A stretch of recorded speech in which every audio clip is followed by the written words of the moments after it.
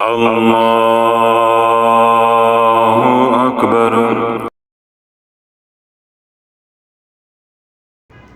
الحمدللہ کملی چینل پہ جب سے درود پاک کے حوالے سے بیانات کا سلسلہ شروع ہوا ہے، جس طرح لوگ جوگ در جوگ حضور علیہ الصلوۃ والسلام کے ذکر کی طرف یعنی درود پاک کی طرف لوٹ رہے ہیں، تو ان کے اوپر اللہ رب العزت درود پاک کی فضیلت کو، درود پاک کے معجزات کو، درود پاک کے کمالات کو، درود پاک کے کرشمات کو کھول رہا ہے، اور وہ باتیں جو ہم کہتے ہیں یا وہ باتیں جو اللہ کے نبی علیہ الصلوۃ والسلام نے فرمائیں یا وہ بشارتیں جو اللہ کے نبی علیہ الصلوۃ والسلام نے دیں، الحمدللہ اب جو کملی چینل کے فالوورز ہیں یا یہاں جو لوگ آتے ہیں اور وہ درود پاک کی طرف ان کی رغبت بڑھتی جا رہی ہے، اور ان کی زندگی میں سب سے بڑا ذکر درود و سلام بنتا جا رہا ہے، وہ ان تمام کرشمات کو، معجزات کو،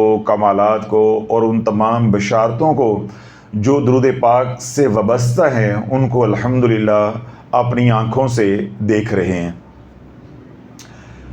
لیکن جو بنیادی بات ہے جو ابھی تک امت کو سمجھ نہیں آ رہی، یا وہ حضرات جو درود پاک کے قاری ہیں انہیں سمجھ نہیں آ رہی، وہ ایک ہی ہے کہ ہماری جلد بازی۔ ایک تو انسان ویسے ہی جلد باز ہے، اور اوپر سے جس خطے میں ہم رہتے ہیں، ہم مرچیں کھانے والی قوم ہیں، ہمارے اندر جذبات ہی جذبات ہیں۔ اگر عقل ہے بھی تھوڑی سی تو ہم اس کو استعمال نہیں کرتے، اور ویسے بھی اصول ہے کہ جب جذبات بھڑکتے ہیں تو عقل جو ہے وہ مغلوب ہو جاتی ہے، جذبات غالب آ جاتے ہیں۔ تو جب عقل ہم استعمال کرنا بھی چاہتے ہیں تو وہ اس لیے نہیں استعمال کر پاتے کہ ہم جذباتی بہت زیادہ ہیں، تو ہمارے جذبات بھڑکے ہوئے ہوتے ہیں، تو ہماری عقل جو ہے وہ مغلوب ہو جاتی ہے اور جذبات اوپر آ جاتے ہیں، غالب آ جاتے ہیں۔ تو جو تھوڑا بہت سوچ و بچار ہم کرنے کی صلاحیت رکھتے بھی ہیں، وہ بھی ہماری صلاحیت جو ہے کسی کام کی نہیں رہ جاتی۔ اس کا پھر نقصان کیا ہوتا ہے کہ ہم تھوڑے دنوں کے بعد مایوس ہونا شروع ہو جاتے ہیں، یعنی جو جذبہ درود و سلام پڑھنے کا پہلے دن ہے وہ اگلے دن نہیں ہے، جو اگلے دن ہے وہ اس سے اگلے دن نہیں ہے، اور زیادہ سے زیادہ 3 ہفتے کے بعد وہ جذبہ، وہ شوق، وہ ذوق تقریباً نہ ہونے کے برابر ہو جاتا ہے۔ کیوں؟ جب ہم وظائف کی دنیا میں آتے ہیں تو ہمارا ایک ذہن بنا ہوا ہے کہ میں یہ وظیفہ پڑھ کے رات کو سوؤں گا اور صبح جو میں نے مانگا ہے وہ میری جھولی میں ہوگا، یعنی ہمارا ایک ذہن بنا ہوا ہے۔ تو ہمیں یہ بات معلوم نہیں ہے کہ اللہ جس طرح دوسرے اسباب ہم اختیار کرتے ہیں تو ان اسباب کو اختیار کر کے پھر ہم اللہ سے مانگتے ہیں۔ جس طرح کوئی بیمار ہو گیا تو اس نے ڈاکٹر سے علاج کروایا یا کروا رہا ہے، تو ہم ڈاکٹر سے جا کے شفا نہیں مانگتے، اس سے علاج مانگتے ہیں کہ ہمارے مریض کا علاج کرو، جو تمہارا معاوضہ ہوگا وہ ہم ادا کریں گے۔ تو شفا کس سے مانگتے ہیں؟ اللہ سے مانگتے ہیں کہ اللہ شفا دے دے۔ ہم حجت کے طور پہ، سنت کے طور پہ علاج کروا رہے ہیں اور ہمیں شفا ہو جائے۔ لیکن جب روحانیت کا معاملہ ہوتا ہے تو اس وقت ہم یہ بھول جاتے ہیں کہ ہم وظائف پڑھ رہے ہیں، لیکن وظائف کے ساتھ ہم نے اللہ سے مانگنا بھی ہے کہ اللہ ہمارے اس ہیلے سے، اس وسیلے سے، اس سبب سے، اس وظیفے سے راضی ہو جائے جو ہمارے کام میں رکاوٹ آ رہی ہے، وہ اپنی قدرت کاملہ سے، اپنی رحمت سے دور عطا فرما دے۔ تو ہم وظائف کا تو اہتمام کرتے ہیں لیکن دعاؤں کو بھول جاتے ہیں، دعاؤں کا اہتمام نہیں ہے۔ یہی اللہ والا بنیادی وجہ ہے کہ جس کی وجہ سے میں وظائف کی حوصلہ شکنی کرتا ہوں، بتاتا بھی ہوں، پھر شرائط کے ساتھ بتاتا ہوں تاکہ تھوڑے لوگ کریں، اور اس کے بعد اس کی حوصلہ شکنی بھی کرتا ہوں کہ اللہ والو اگر ہم دعاؤں کا ہی صرف اہتمام کر لیں تو ہمیں کسی وظائف کی ضرورت رہ ہی نہیں جائے گی۔ تو جب ہم اللہ سے مانگتے نہیں ہیں پھر ہمیں معلوم بھی نہیں ہوتا، حقیقت کھلتی بھی نہیں ہے، اور یہ بات ہمیں بھی سمجھ نہیں اللہ والو آتی کہ جس طرح آپ کسی مریض کا اللہ کے دیے ہوئے مال سے یا اللہ کی دی ہوئی توفیق سے علاج کروا سکتے ہیں، لیکن شفا کی ضمانت نہیں دے سکتے۔ بے نہیں، میں اللہ کی دی ہوئی توفیق سے کچھ پڑھنے کے لیے آپ کو بتا سکتا ہوں، اور آپ اللہ کی دی ہوئی توفیق سے کچھ پڑھ سکتے ہیں، لیکن کوئی ضمانت نہیں ہے کہ جو آپ مانگ رہے ہیں وہ مل کے رہے گا۔ بسا اوقات جو آپ مانگ رہے ہوتے ہیں اللہ کی رضا اس میں ہوتی ہے، وہ مل جاتا ہے، بسا اوقات وہ نہیں ملتا۔ یہ سب کچھ کیا ہے؟ یہ تدبیر ہے۔ جب تدبیر تقدیر میں مطابقت آ جاتی ہے، یعنی آپ نے تدبیر وہی اختیار کی، وہی مانگنا شروع کیا جو تقدیر میں لکھا ہوا ہے، تو رستے آسان ہو جاتے ہیں، بلکہ راتوں رات کام ہو جاتے ہیں۔ بسا اوقات یہ ہوتا ہے کہ ہم تقدیر میں جو لکھا ہوا ہے اس کے مخالف ہم تدبیر کر رہے ہوتے ہیں، یعنی تقدیر میں یہ لکھا ہوا ہے ادھر کو جانا اور ہم جا رہے ہیں ادھر کو، تو وہ ہمارا راستہ جو ہے وہ پھر کٹتا نہیں ہے۔ ہم یہ سمجھتے ہیں کہ میں سالوں سے یا مہینوں سے یا ہفتوں سے وظیفہ کر رہا ہوں تو میرا کام نہیں ہو رہا۔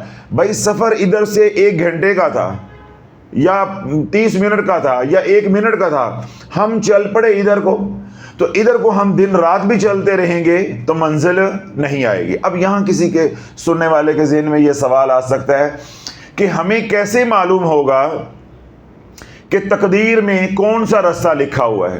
بھائی یہ تو کسی کو بھی معلوم نہیں ہے، تو نبیوں کو بھی معلوم نہیں ہے، اتنا ہی معلوم ہے جتنا کسی کو اللہ نے بتا دیا۔ تو یہی تو آزمائش ہے، یہی تو آزمائش ہے۔ اگر مجھے آپ کو یہ معلوم ہو جائے کہ میری یہ بیماری ہے اور میرے لیے اس گولی کے اندر، اس علاج کے اندر شفا ہے، تو اللہ والو یہ تو دنیا کا نظام ہی سارا چوپٹ ہو جائے گا، سب ڈاکٹر فارغ ہو جائیں گے، سارے لیبارٹریاں فارغ ہو جائیں گی، سارے مشینیں، ٹیسٹ، ہر ٹیکنالوجی ختم ہو جائے گی۔ یہی تو دنیا دارالازمائش ہے کہ تقدیر میں کیا لکھا ہوا ہے اللہ نے یہ مخفی رکھا ہوا ہے، اللہ نے یہ مخفی رکھا ہوا۔ کیسے مخفی رکھا ہوا ہے؟ آپ بچے کو تربیت دینا چاہ رہے ہیں کہ یہ کھیلے کودے اور اپنا یہ دماغ استعمال کرے۔ بعض بچے ہوتے ہیں نا مینٹلی ریٹارڈڈ ہوتے ہیں، ذہنی طور پہ سست ہوتے ہیں، یعنی ان کا دماغ اتنا چلتا نہیں ہوتا، ذہین نہیں ہوتے، کن ذہن ہوتے ہیں، تو ان کے لیے اس طرح کی فزیو تھراپی کی جاتی ہے کہ کوئی چیز آپ نے گھر میں کمرے میں چھپا دی، پہلے دکھا دی، وہ دکھا دی جس میں اس کی کشش ہے، جو وہ چاہتا ہے، تو پھر کیا کیا آپ نے؟ اس کو چھپا دیا۔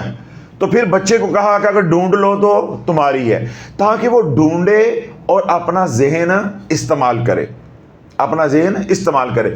اس طرح پہیلیاں ہوتی ہیں، پزل کوسچن اس کو آپ کہتے ہیں، وہ بھی ذہن کو تیز کرنے کے لیے ہوتے ہیں۔ اس طرح سوالات ہوتے ہیں، وہ بھی ذہن کو تیز کرنے، مختلف مشقیں ہوتی ہیں فزیو تھراپی کے اندر جو ان لوگوں کے لیے کی جاتی ہیں۔ اور ہم اپنے بچوں کے ساتھ شغل میں بھی یہ کام کرتے ہیں، کوئی چیز چھپا دی، اب ڈھونڈو، تاکہ بچہ اپنا ذہن جو ہے وہ استعمال کرے۔ اللہ بے نہیں، اللہ نے جو میرے آپ کے مقدر میں لکھا ہے وہ لکھ کے تو اللہ نے مخفی رکھ دیا ہے، اور ہمارے ذمہ کیا لگا دیا ہے؟ لیس الانسان الا ما سعى، انسان کے مقدر میں اتنا ہی ہے جس کے لیے وہ کوشش کرے گا۔ ہمارے ذمہ اللہ نے کوشش کو لگا دیا۔ تو اللہ یہ جو وظائف ہیں، یہ جو ہم اپنے خواہشات کو پورا کرنے کے لیے جو کوششیں کرتے ہیں، ان کوششوں میں سے ایک کوشش ہے۔ یہ کوشش کامیاب بھی ہو سکتی ہے اور یہ کوشش ناکام بھی ہو سکتی ہے، لیکن جب انسان وظائف کر رہا ہو تو اس کی یہ سوچ ہونی چاہیے کہ جو میں اللہ سے مانگ رہا ہوں اللہ مجھے عطا کر دے اپنی رحمت سے، اگر میرے لیے یہ بہتر ہے، اور اگر یا اللہ میرے لیے یہ بہتر نہیں ہے تو مجھے ادھر موڑ دے جو میرے لیے بہتر ہے۔ تو اللہ جب رب سے یوں مانگو گے تو کیا ہوگا کہ اگر آپ سفر جو ہے آپ نے ادھر جانا تھا، مخالف سمت میں بھی شروع کر لیا ہے، تو جب اللہ سے مدد مانگ لی تو اللہ وقت ضائع ہونے سے بچائے گا، اللہ موڑ کے واپس لے آئے گا، بجائے کہ سالوں برباد ہو جائیں۔ سالوں کے بعد جس طرح رجعت کے لوگوں کو آج معلوم ہوا زندگیاں برباد ہونے کے بعد کہ ہم جانا تھا ہم نے ادھر تو جاتے رہے ہیں ہم ادھر، تو اب وہ واپس لوٹ رہے ہیں، اب انہیں واپس لوٹنا بھی کتنا تکلیف دہ ہو گیا ہے، اور جو پچھتاوا ہے، غم ہے، رنج ہے، دکھ ہے کہ ہماری زندگی کے اتنے سال برباد ہو گئے۔ تو اللہ یہ وظائف کا مطلب یہ ہرگز نہیں ہوتا، چاہے وہ درود پاک کا وظیفہ ہو، چاہے قرآن کی کسی آیت کا وظیفہ ہو، چاہے اسماء الحسنہ میں سے کسی اللہ کے نام کا وظیفہ ہو، کوئی بھی وظیفہ ہو یا کسی نے بھی آپ کو دیا ہو، تو اس کا یہ مطلب ہرگز نہیں ہوتا کہ آپ پڑھیں گے تو کام ہو کے رہے گا۔ ہم جو یقین کامل کے ساتھ کہتے ہیں کہ کام ہو کر رہے گا، وہ اس لیے کہتے ہیں کہ ہمارا مشاہدہ اور تجربہ ہے کہ کام ہو جاتا ہے، کام ہو جاتا ہے۔ اب 100 بندے کو آپ نے ایک عمل بتایا، اس میں سے 70 لوگوں کا 80 لوگوں کا کام ہو گیا، تو آپ اس وظیفے کو کامیاب کہیں گے یا ناکام کہیں گے؟ کامیاب کہیں گے۔ میں آپ کو ایک دلیل دیتا ہوں۔ اب آپ حضرات کم و بیش کبھی کبھار اینٹی بائیوٹک خود بھی استعمال کرتے ہوں گے۔ ایک اینٹی بائیوٹک ہے اگمنٹن کے نام سے۔ کس کے نام سے؟ اگمنٹن کے نام سے۔ اب یہ 64% لوگوں کو موافق آتی ہے۔ کتنے لوگوں کو موافق آتی ہے؟ 64%۔ اور 64% لوگوں کو موافق آنے کے باوجود یہ اتنی کامیاب ہے کہ دنیا بھر میں کسی بھی اینٹی بائیوٹک نے اتنا بزنس نہیں کیا، اتنا پیسہ نہیں کمایا یا کما رہی جتنا اس اینٹی بائیوٹک نے پیسہ کما کے دیا ہے۔ حالانکہ کامیابی کی شرح کیا ہے؟ 64%۔ اور انہوں نے باقاعدہ لکھی ہوئی ہے، یعنی وہ جو ان کی ریسرچ ہے، اعداد و شمار ہیں، وہ لکھے ہوئے، جو لٹریچر ہمارے پاس آتا ہے اس پہ لکھے ہوئے ہیں۔ اور جو ڈبی کے اندر لٹریچر آپ لوگوں کے لیے بھی ہوتا ہے مختصر سا، اس کے اندر بھی لکھا ہوا ہے۔ تو 64% کامیابی کے بعد بھی انہوں نے مارکیٹ میں لانچ کر دیا ہے اور لوگ اس سے نفع اٹھا رہے ہیں۔ تو 50% سے اوپر کوئی بھی دوائی، چاہے وہ بدنی ہو چاہے وہ روحانی ہو، اگر وہ استعمال کرنے کے بعد 50% سے زیادہ مریض ٹھیک ہو جاتے ہیں تو اس کو ہم کیا کہیں گے کہ یہ مجرب ہے۔ تو بے نہیں اللہ والو، جب کوئی وظیفہ کسی نے اپنے اوپر آزمایا، قرآن کی کوئی آیت آزمائی، اسماء الحسنہ میں کوئی اسم آزمایا، وہ 50% سے زیادہ لوگوں کو وہ موافق آ گیا یا ان کا کام ہو گیا، ان کا مسئلہ حل ہو گیا، تو اس کو کہا جاتا ہے یہ مجرب ہے۔ مجرب کا مطلب یہ نہیں ہوتا کہ میرا یہ تجربہ ہے کہ 100% یہ ہوتا ہے۔ 100% کا مطلب کیا ہوا کہ آپ معاذ اللہ وظیفہ پڑھنے والا خدا بن گیا ہے یا دینے والا خدا بن گیا ہے، یا وظیفہ کرنے کے بعد کیا ہے کہ آپ اللہ کے فیصلوں کو بدل دیں گے۔ ہو سکتا ہے کہ جس کام کے لیے آپ وظیفہ کر رہے ہیں یا جو اللہ سے آپ مانگ رہے ہیں وہ آپ کے لیے بہتر نہ ہو، تو اس لیے اللہ نے ناکامی کا پہلو بھی رکھا ہوا ہے تاکہ تم مجھ سے مانگو۔ اگر تمہیں نہیں مل رہا تو مجھ سے مانگو، میں تمہیں وہ دوں جو تمہارے لیے بہتر ہے۔ ہمارے ساتھ المیہ یہ ہے کہ ہم مانگنے کی طرف سے نہیں آتے، ہم چھیننے کی طرف سے آتے ہیں، اپنوں سے بھی چھینتے ہیں، اور معاذ اللہ کے ساتھ بھی ہمارا رویہ یا سلوک یہی ہے کہ بس جو میں کہہ دیتا ہے نا یہ ہونا چاہیے ہے، میں جو مانگ لے ہے نا مینوں ملنا چاہیے ہے۔ تو پھر کیا ہوتا ہے کہ اللہ پھر ایسا گھسیٹتا ہے، یہ ہماری سوچ یا یہ ہماری جلد بازی یا یہ ہماری جو طبیعت یا مزاج ہے، یہ پھر ہمیں اللہ والو مجبور کر دیتا ہے مایوسی کی طرف۔ ہم جب مایوسی میں آتے ہیں، دل ٹوٹتا ہے، ہم تھک جاتے ہیں، ہارنا شروع کر دیتے ہیں یا ہمت ٹوٹنا شروع ہو جاتی ہے، تو 3 ہفتے کے بعد پھر ہم کیا کرتے ہیں؟ یا تو وظیفہ بند کر دیتے ہیں اور یا پھر وظیفہ بدلنے کی طرف آ جاتے۔ اب وظیفہ شروع کر کے وظیفہ بند کیا تب بھی مر گئے، اگر وظیفہ چھوڑ کے وظیفہ کوئی اور کیا تو تب بھی مر گئے۔ یہی تو اللہ والوں ہم محنت کر رہے ہیں پچھلے 8-9 مہینوں سے کہ امت جو برباد ہوئی ہے وہ یہی تو بات بنیادی نہ سمجھ کے بڑے بڑے علماء، بڑے بڑے مشائخ، ان کے خلفاء، روحانیت کے مسافر، عملیات کے جو مسافر ہیں، وہ آج بیانات سن سن کے دیواروں کو جو ٹکرے مار رہے ہیں، وہ یہی تو رو رہے ہیں کہ ہمارے سے یہی خطا ہوئی کہ ہم نے وظائف کے اوپر اعتقاد بنا لیا۔ اعتقاد اور یقین اللہ پہ بنانا تھا، اللہ پہ نہ بنا، وظیفے پہ بن گیا۔ جب پھر وہ ہمارا کام ہو گیا تب بھی ہم نے چھوڑ دیا، ہمیں پتہ نہیں تھا، اور اگر کام نہ ہوا تو ہم وظیفے پہ وظیفہ کرتے گئے تو معاملات خراب ہوتے گئے، بدن بھی بیمار ہو گیا اور روح بھی ہماری بیمار ہو گئی، تو یوں ہماری زندگی جو ہے وہ تباہ ہو گئی، ہمیں معلوم ہی نہ ہوا۔ آج ہمیں پتہ چلا کہ ہماری غلطی جو ہے وہ کہاں تھی۔ تو اللہ جب بار بار وظائف بدلو گے تو اس کا نقصان کیا ہوگا کہ آپ کی زندگی اور الجھتی جائے گی۔ اور الجھتی جائے گی. تو اس لیے میں نے شروع میں یہ بات کہی کہ ہمارا جو ذوق پہلے دنوں میں ہوتا ہے وہ اگلے دنوں میں نہیں, جو اگلے دن ہے وہ اس سے آنے والے اگلے دن میں نہیں, اور زیادہ سے زیادہ 3 ہفتے کے بعد ہم بالکل ٹھنڈے ٹھار ہو جاتے ہیں. یعنی ہمارا ہوتا ہے کہ اب کام نہیں ہونا.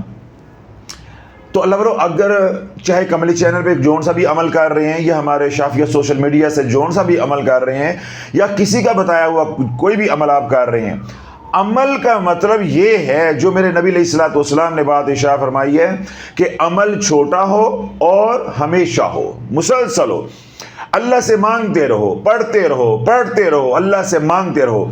جب اس چیز کے ملنے کا وقت آ جائے گا انشاءاللہ اللہ پاک آپ کی جھولی میں ڈال دے گا, آپ کو وہ چیز, وہ نعمت مل جائے گی یا آپ کو آپ کے سوال کا جواب مل جائے گا. لیکن اس ارادے اور جذبے اور نیت کے ساتھ وظائف ہرگز نہ کریں کہ میں نے یہ پڑھا ہے یہ مل کے رہے گا, یہ مل کے رہے گا. اللہ اس سوچ سے یہ تاثر ابھرتا ہے کہ معاذ اللہ آپ اپنے رب کو وظائف سے فیصلے بدلنے پہ مجبور کر رہے ہیں. تو کون سی طاقت ہے جو رب کو مجبور کر دے؟ آپ نے یہ سمجھا ہوا کہ جیسے ہمارے ماں باپ ہیں, اب تو ہم اپنے ماں باپ کو جو ہے رو پیٹ کے مجبور کر دیتے ہیں فیصلے بدلنے پہ, تو ہم معاذ اللہ کو مجبور کر دیں گے.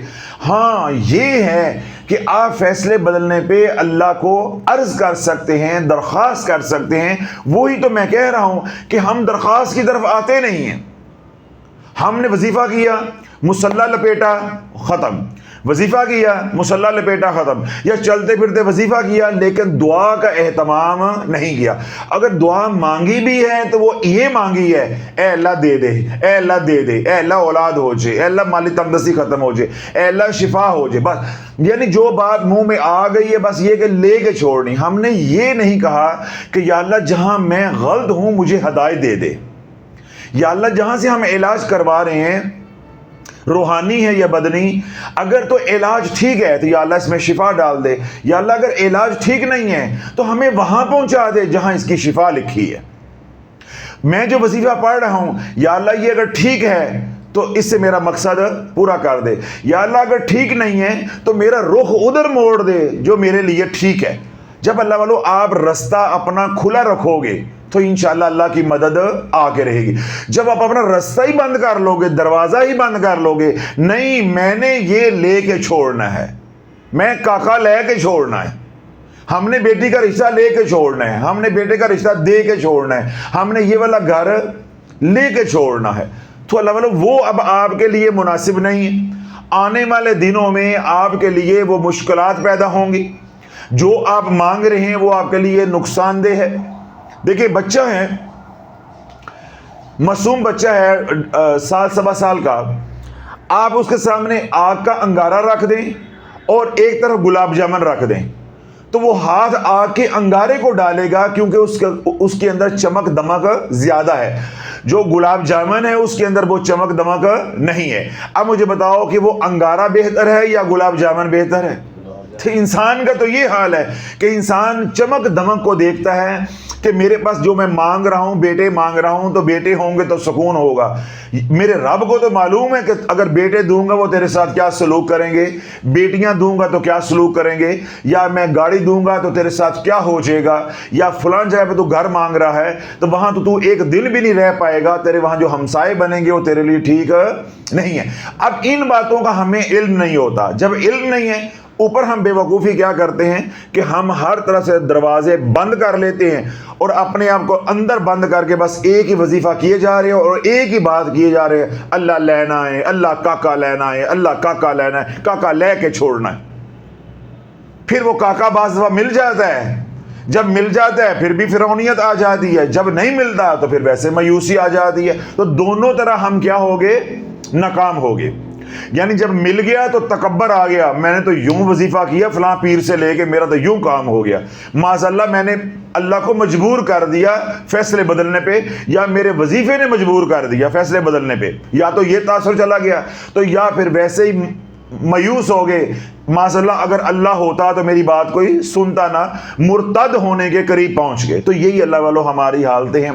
ये सारी बातें मैंने इसलिए तरबियत के हवाले से गोशगुजार की हैं जो कमली चैनल पे लोग आ रहे हैं, क्योंकि ये वो लोग डसे हुए हैं, सताए हुए हैं, इनको सांपों ने, बिच्छुओं ने काटा हुआ है अपने अपने रंग में और अपने अपने मतलब के लिए, और कुछ इन्होंने अपनी जानों पे जुल्म खुद किया हुआ है कि ये वज़ाइफ पढ़ पढ़ के उजड़े हुए हैं। तो ये सारी बातें मैंने इसलिए अर्ज़ की हैं कि अल्लाह इनके दिल में उतार दे कि हौसले और सब्र के साथ लगे रहो, जो दुरूद पाक के अमाल कर रहे हो वो करते रहो, और साथ अल्लाह से मदद भी मांगते रहो, दुआ का एहतमाम करो। जैसे मैंने सिखाई है कि या अल्लाह जो मैं मांग रहा हूँ मेरी ज़रूरतें हैं, ऐ अल्लाह तो गायब के ख़जाने से पूरी कर दे। तो या अल्लाह अगर ये मेरे लिए बेहतर नहीं है तो मुझे उधर मोड़ दे, मैं नाकस हूँ, मैं आजिज़ हूँ, मैं अंधा हूँ, मुझे मालूम नहीं है, तू सब जानता है, तो जो मेरे लिए बेहतर है मुझे उधर मोड़ दे, ताकि वक्त हमारा बर्बाद होने से, ज़ाया होने से बच जाए, हमारी जो सलाहियतें ज़ाया हो रही हैं वो हम उससे बच जाए, या बाद में जो नाकामी अल्लाह ना करे आएगी, उसकी जो अज़ियत होगी या मायूसी आएगी, हम उससे भी बच जाए। तो ये दुआओं का हम एहतमाम नहीं करते। तो जब ये एहतमाम नहीं अल्लाह वाला करोगे तो फिर मैंने अभी क्या बात कही है कि दो ही काम होंगे। जब वज़ाइफ करोगे तो काम हो जाएगा, फिरौनियत आ जाएगी, वज़ाइफ करोगे काम नहीं होगा तो मायूसी आ जाएगी। दोनों ही नाकाम हैं, दोनों ही नाकाम है, बल्कि दोनों की दुनिया भी आखिरत भी जाती है। तो इसलिए आज के बाद वो तमाम हजरात जो कमली चैनल पे हैं या जो यहाँ आप हजरात तशरीफ़ लेके आते हैं या हमारे मुतल्लक़ीन मुरीदैन हैं, जो अमाल आप कर रहे हैं, चाहे वो तलाश चैनल से हैं, आरज़ू चैनल से हैं, कमली चैनल से हैं, यानी हमारे शाफिया सोशल मीडिया से हैं, कहीं से भी हैं, उन आमाल को मुस्तकिल मजाजी के साथ करते रहें, और साथ किस चीज़ की कमी है? दुआ की, अल्लाह से मांगते रहें। फिर अगली कमी किस बात की है कि अपनी हैसियत के मुताबिक खैरात करते रहें, सदका करते रहें, ताकि बलाएं टलती रहें, हमारा सफ़र जो है मंजिल की तरफ वो आसान हो जाए।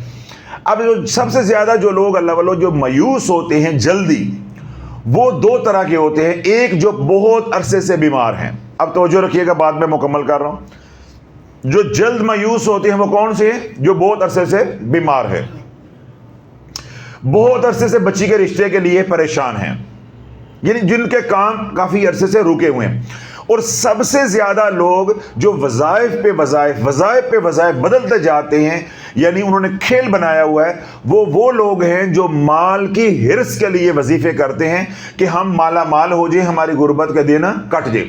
क्यों? वो वजीफ़ा करके दुकान पे जाते हैं, गाहक आता नहीं है, वो वजीफ़ा करके मार्केट में जाते हैं, सौदा मिलता नहीं है, या वो वजीफ़ा करते हैं, नौकरी मांगते हैं, नौकरी मिलती नहीं है। जब वो 2 4 5 दिन ये काम करते हैं तो काम नहीं होता। तो सबसे ज़्यादा अल्लाह वालों जो लोग रजत में फंसे हुए हैं, वो माली तंगदस्ती के वजीफ़े बेहंगम तरीके से कर के छोड़ के सबसे ज़्यादा फंसने वालों की तादाद इनकी है। यानी इन्होंने जल्दबाजी की, अब वो रजत में फंस गए हैं। अब वहाँ उस वक्त जल्दबाजी ना करते, हफ्ता 10 दिन महीना काम करते रहते तो अल्लाह की रहमत से उम्मीद थी कि अल्लाह इनकी झोलियां भर देता। अब इन्होंने जल्दबाजी की है, अब 20-20 साल, 10-10 साल, 35-35 साल, कितना कितना अरसा आके बताते हैं कि यकीन नहीं आता कि ये इतने अरसे से इन हालात के अंदर है, इन हालात के अंदर है। थोड़ा वो तमाम हजरात जो माली तंगदस्ती में फंसे हुए हैं, बीमारी में हैं, या कोई ऐसे और हालात हैं जो काफ़ी अरसे से बदल नहीं रहे, तो पहली बात मैंने क्या अर्ज़ की है कि जो पढ़ रहे हो, जो आपको बताया है, वो मुस्तकिल मजाजी के साथ करते रहें, पहली बात। दूसरी बात क्या है कि वज़ाइफ को बदलना नहीं है, यानी जो कर रहे हो वही कर रहे हैं, वो करोगे तो तभी मुस्तकिल मजाजी होगी। और तीसरी बात क्या है कि दोबारा वज़ाइफ की दुनिया में नहीं जाना। वजीफ़ा बनाना है तो सिर्फ दुरूद पाक को बनाना है, वजीफ़ा बनाना है तो सिर्फ इस्तग़फ़ार को बनाना है। हुज़ूर अलैहिस्सलातु वस्सलाम ने इरशाद फरमाया कि जिसको माली तंगदस्ती घेर ले, जागते रहिएगा, जिसको माली तंगदस्ती घेर ले वो मेरे पे कसरत से दुरूद सलाम पढ़े। दुरूद सलाम गमों को, बलाओं को, वबाओं को, बीमारियों को दूर कर देता है, और दुरूद पाक रिज़्क़ की फरावानी और तेरी ज़रूरतों को पूरा करने के लिए काफ़ी हो जाता है। اب اللہ کے نبی علیہ الصلوۃ والسلام کے فرمان کے اوپر بھی ایمان نہیں ہے تو بندہ کیا کہہ سکتا ہے؟ یا تو وہ کسی کا اپنا بنایا ہوا وظیفہ ہو، کوئی جنتر منتر ہو، کوئی تعویذ ہو، تو چلو اس پہ تو آپ شک کر سکتے ہیں کہ یہ ٹھیک ہے یہ غلط ہے۔ جو اللہ کے نبی علیہ الصلوۃ والسلام نے بات ارشاد فرما دی ہے اللہ والو، اس پہ تو بھروسہ رکھو۔ جب تمہارے کملی والے نے یہ بات ارشاد فرما دی کہ اگر حالات تنگ ہو جائے، مالی تنگ دستی آ جائے، یا حالات ایسے ہو جائیں کہ تجھے غم گھیر لیں، تو کیا کر، کثرت سے درود پڑھ، اللہ تیرے غم بھی دور کر دے گا، اللہ تیرے گناہ بھی معاف کر دے گا۔ تو اللہ مالی تنگ دستی کا جو سب سے مجرب عمل ہے وہ کیا ہے؟ درود پاک ہے۔ وہ کیا ہے؟ درود پاک ہے۔ اس کے ساتھ ایک عمل اور جوڑ کے پھر میں مکمل کر کے آپ کو عمل بتا دیتا ہوں۔ وہ تمام حضرات جو مالی تنگ دستی کے لیے پریشان ہیں وہ یہ عمل کریں، انشاءاللہ العزیز اللہ رب العزت جو ہے ان کو ایسے نکالے گا حالات سے جیسے آٹے میں سے بال نکالتے ہیں۔ اور آخری بات یہ ہے کہ یہ جو عمل میں بتا رہا ہوں اس سے بڑھ کے کوئی عمل نہیں ہے، چاہے آپ احادیث مبارک کی ساری کتابیں کھنگال لیں، چاہے آپ کسی بھی پیر کے پاس چل جائیں، جو عمل آج بتا رہا ہوں اس سے بڑا کوئی عمل نہیں ہے۔ پہلے ایک معلومات کے لیے بات ذہن میں رکھیں، حضرت عبداللہ بن عباس رضی اللہ تعالیٰ عنہ فرماتے ہیں کہ میزان عدل کے جو پلڑے ہوں گے، ایک ایک پلڑا اتنا بڑا ہے کہ اگر وہ مکمل سامنے آئے تو ایک مشرق کو ڈھانپ دے، ایک مغرب کو ڈھانپ دے، یعنی جو میزان پہ ہمارے اعمال تولے جائیں گے ان کے پلڑے، یعنی اس آرزو کے پلڑے اتنے بڑے ہیں۔ اب یہ ذہن میں رکھیے گا۔ سیدنا ابو ہریرہ رضی اللہ تعالیٰ نے روایت کی ہے، بخاری شریف کی یہ حدیث پاک ہے کہ اللہ کے نبی علیہ الصلوۃ والسلام ارشاد فرمایا اللہ کو دو کلمات بہت پسند ہیں جو زبان پہ بڑے ہلکے ہیں لیکن میزان میں بڑے بھاری ہیں، یعنی جب وہ تولے جائیں گے تو ان کا وزن بہت زیادہ ہوگا، پڑھنے میں وہ کیا ہیں؟ مختصر سے ہیں لیکن ان کا وزن بہت زیادہ ہے۔ تو وہ کون سے کلمات ہیں؟ سبحان اللہ و بحمدہ سبحان اللہ العظیم، سبحان اللہ و بحمدہ سبحان اللہ العظیم۔ تو اللہ یہ دو وظائف میں نے اکٹھے کر دیے ہیں۔ ایک درود پاک کا عمل میں نے تھوڑے دن پہلے آپ حضرات کو دیا اور وہ بہت خوبصورت درود پاک ہے، اس کے اندر ایسے کمالات ہیں، انشاءاللہ اس کے اوپر میں چاہ رہا ہوں کہ کچھ عرصے کے بعد لوگوں کا جب فیڈ بیک آئے تو ایک بیان اور کروں۔ یہ اور تھوڑے دن پہلے ہی وہ درود پاک جو ہے ابھی کملی چینل پہ پبلک ہوا ہے، بسم اللہ الصلاۃ والسلام علی رسول اللہ استغفر اللہ، بسم اللہ الصلاۃ والسلام علی رسول اللہ استغفر اللہ، بسم اللہ الصلاۃ والسلام علی رسول اللہ استغفر اللہ۔ اللہ تعالیٰ اس درود پاک کو 1000 مرتبہ دن میں اور 1000 مرتبہ رات کو پڑھنا ہے، چاہے غربت کے لیے پڑھو یعنی رزق کے لیے پڑھو، چاہے کوئی آپ کو مصیبت نے گھیر لیا ہوا ہے تو اس کی تعداد اس کے لیے 1000 ہے کم از کم، اوپر ہو جائے کوئی مسئلہ نہیں ہے، کم از کم جو یعنی نچلے درجے میں تعداد ہے اس کا 1000 ہونا ضروری ہے، دن میں 1000 مرتبہ اور بین ہی رات کو 1000 مرتبہ۔ یہ جو تسبیح میں نے بتائی ہے سبحان اللہ و بحمدہ سبحان اللہ العظیم استغفر اللہ، اس میں اب اس میں استغفر اللہ نہیں کہنے کے، سبحان اللہ و بحمدہ سبحان اللہ العظیم، بس اتنے کہنے، دو کلمات جو ہیں سبحان اللہ و بحمدہ سبحان اللہ العظیم۔ اس کو آپ نے 100 بار پڑھنا ہے نماز فجر سے پہلے، نماز فجر سے پہلے۔ اب سوال یہ ہے حضرت صاحب ہم اٹھے کیڑا ہوئے اس ویلے، اٹھے کیڑا ہو اس ویلے، تو بھائی اگر رزق لینا ہے اللہ سے اپنے کام کروانے ہیں پھر اٹھنا پڑے گا۔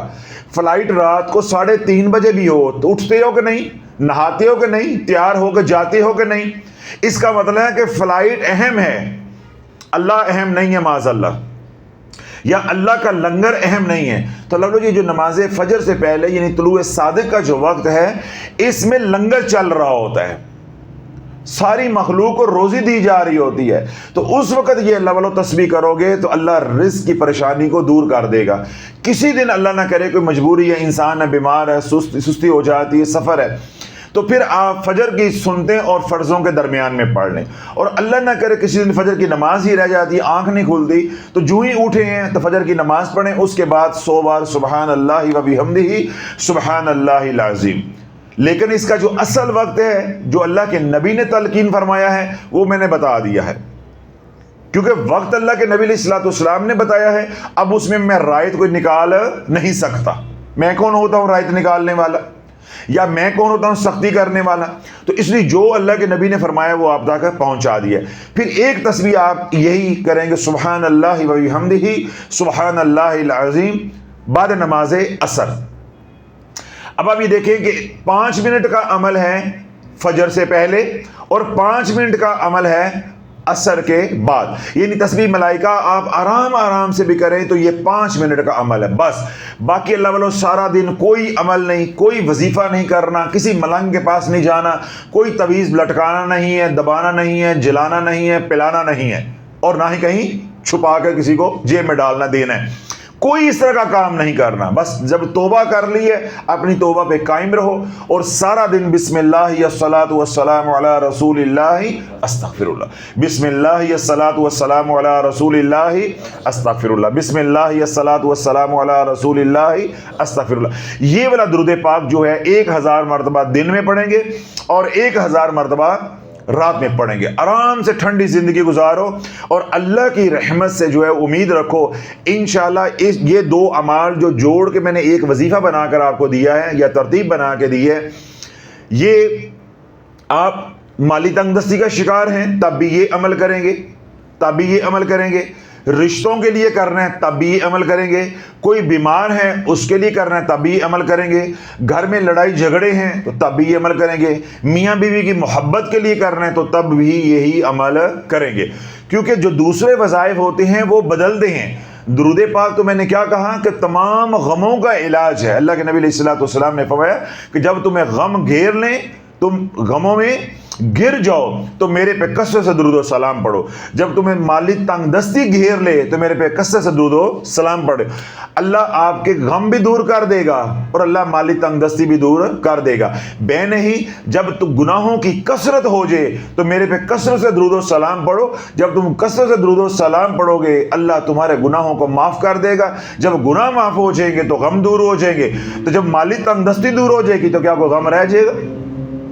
تو یہ وظیفہ صرف محض مالی تنگ دستی کے لیے نہیں ہے، جتنے بھی آپ کے مسائل ہیں ان سب کے لیے۔ اور اب آخری بات اس لیے دہرا رہا ہوں کہ وہ تمام حضرات جنہوں نے آج پہلی بار یہاں تشریف لے کر آئے ہیں یا سوشل میڈیا پہ پہلی بار سن رہے ہیں، وہ کیا کریں گے؟ 5 کام۔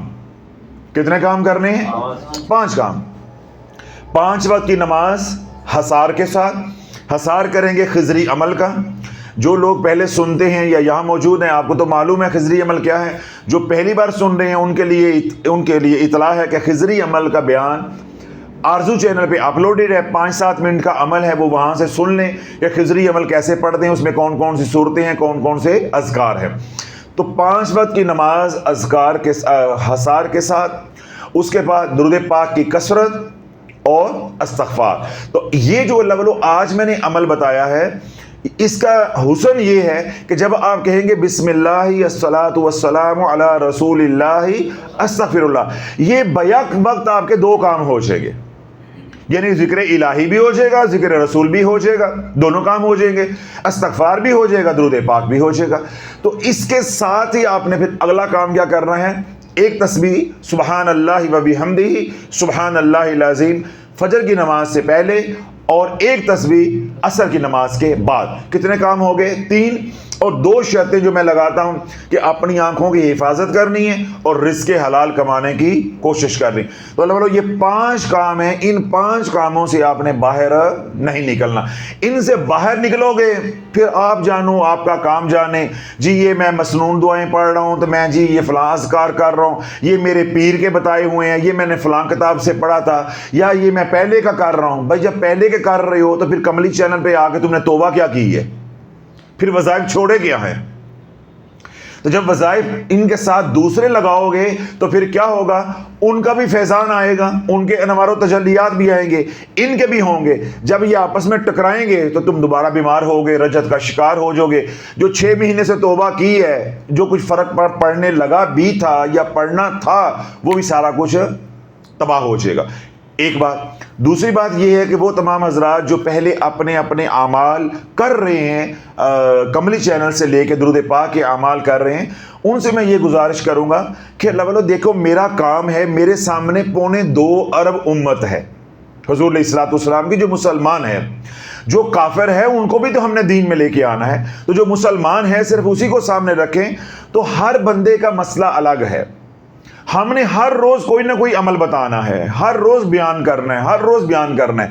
لیکن میرے بیان کا یا نیا عمل بتانے کا مطلب یہ ہرگز نہیں ہے کہ میں آپ کو یہ کہہ رہا ہوں کہ وہ چھوڑ کے تو یہ کر لو. جب میں آپ کو یہ نہیں کہہ رہا تو آپ میرے سے بار بار کیوں سوال کرتے ہو کہ حضرت صاحب میں یہ پڑھ لوں؟ کیا وہ اللہ کا نام نہیں جو کل بتایا تھا؟ تو یہی کام اللہ والوں دوسرے چینلز کے اوپر ہے، یہی ہمارے کملی چینل کے اوپر ہے. ایک درود پاک بتاتا ہوں، پھر اس کو چھوڑ کے پیچھے والا، یعنی جو نیا بیان سنا اس میں کشش یا نفع زیادہ محسوس ہوا، حضرت صاحب یہ نہیں پڑھ. تو اللہ والوں جب بار بار درود پاک بھی بدلو گے تو اس کی تاثیر نہیں آئے گی. رجت تو نہیں ہوگی لیکن تاثیر نہیں آئے گی. تو جب تاثیر نہیں آئے گی تو ہمارے کام سیدھے نہیں ہوں گے. تو عرض کرنے کا مقصد یہ ہے کہ جو عمل آپ کو اللہ نے دے دیا، آپ نے شروع کر لیا، بس پھر اس کے اوپر توکل کرو اللہ پہ اور اس عمل کو جاری رکھو تاکہ دھیرے دھیرے اس کی تاثیر آتی جائے اور ہماری بگڑی جو ہے وہ بنتی جائے. اللہ مجھے بھی آپ کو عمل کی توفیق عطا فرمائے. آپ تمام حضرات کو بھی اجازت ہے جو بعد میں سوشل میڈیا پہ سنیں، ان تمام حضرات کو بھی اجازت ہے. سبحان ربک رب العزت عما یصفون وسلام علی المرسلین والحمد للہ رب العالمین.